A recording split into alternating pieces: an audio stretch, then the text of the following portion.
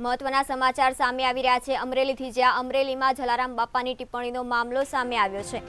Kalol MLA દ્વારા જલારામ બાપા વિશે ટિપ્પણીનો મામલો સામે આવ્યો છે। એમએલએ ફતેહસિંહ ચૌહાણની ટિપ્પણીને લઈને ઘેરા પ્રત્યાઘાતો પડ્યા છે। રાજુલા લોહાણા સમાજના લોકો મોટી સંખ્યામાં એકઠા થયા હતા। રેલી સ્વરૂપે પ્રાંત કચેરી પહોંચીને લોહાણા સમાજે કચેરીનો ઘેરાવ કર્યો હતો। જય જય જલારામના નારા લગાવી પ્રાંત કચેરીને ઘેરાવો કર્યો હતો। ધારાસભ્ય સામે કાર્યવાહી કરવા માટે પ્રાંત અધિકારીને આવેદનપત્ર આપવામાં આવ્યું છે। જલારામ બાપા વિશે ટિપ્પણીના મામલે આગામી દિવસોમાં પડી શકે છે વધુ ઉગ્ર પ્રત્યાઘાતો। અમરેલીથી આ મહત્વના સમાચાર સામે આવી રહ્યા છે, જ્યાં કલોલ એમએલએ દ્વારા જલારામ બાપા વિશે ટિપ્પણીનો મામલો સામે આવ્યો છે। જ્યાં એમએલએ ફતેહસિંહ ચૌહાણે જલારામ બાપા વિશે ટિપ્પણી કરી હતી, જેના ઘેરા પ્રત્યાઘાતો પડ્યા છે।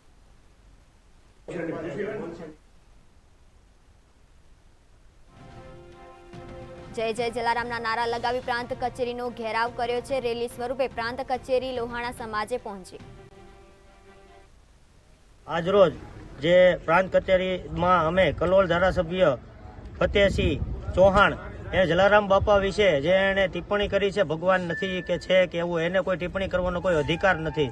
તો જલારામ આ જે રઘુવંશી સમાજ, રાજુલા લોહાણા સમાજ, જલારામ સેવા મંડળ અને સમસ્ત રઘુવંશી સમાજ દ્વારા ઓલ ઇન્ડિયામાં બધી જગ્યાએ જે આવેદન દેવામાં આવે છે, એની જે ટિપ્પણી કરી છે એમાં અમે સખત વખોડીએ છીએ। અને ધારાસભ્ય, તમારે આ રીતે બોલવાનો કોઈ અધિકાર નથી। તમને જે આવું બોલી અને તમે તમારી શું દર્શાવવા માંગો છો? રઘુવંશી સમાજ એક છે, એટલે રઘુવંશી સમાજ એક છે, તમારી માથે કાર્યવાહી થવી જોવે। અમે સરકારને વિનંતી કરીએ છીએ કે આ રીતે ધારાસભ્યએ બોલવાનો કોઈ અધિકાર નથી। જય જલારામ।